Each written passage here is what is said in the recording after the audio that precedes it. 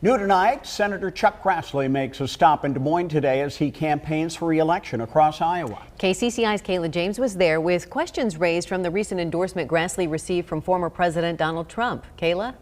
Yeah, and those questions stem from the events of January 6th and after, when Grassley was a bit critical of Trump for his words and actions on that day. On Saturday, though, they stood together in front of thousands in Iowa.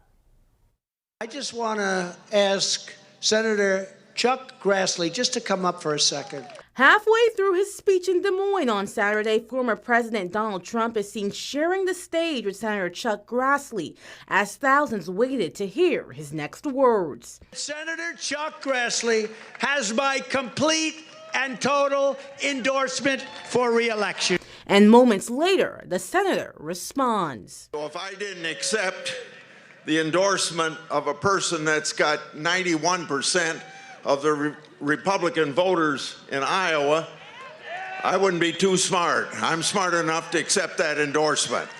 This endorsement raised questions following the attack on the U.S. Capitol on January 6th.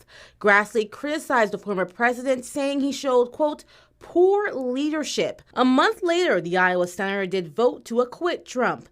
On Thursday, at a stop in Des Moines, the senator fielded questions from journalists, some addressing his appearance at the former president's rally. It's the reason I had a chance to address 23,000 Iowans.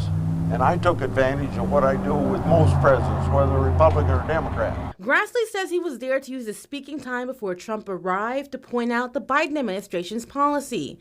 When asked about Trump's rhetoric at the rally, specifically on the former president's claim of voter fraud playing a role in his loss, Grassley gave a concrete answer.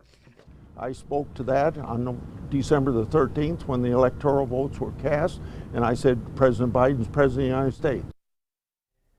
Now I asked the senator if he spoke with the former president after January 6th and if anything was said between the two that changed his opinion following what happened at the Capitol. He tells me they had 2 phone conversations and the subject never came up. Stacy.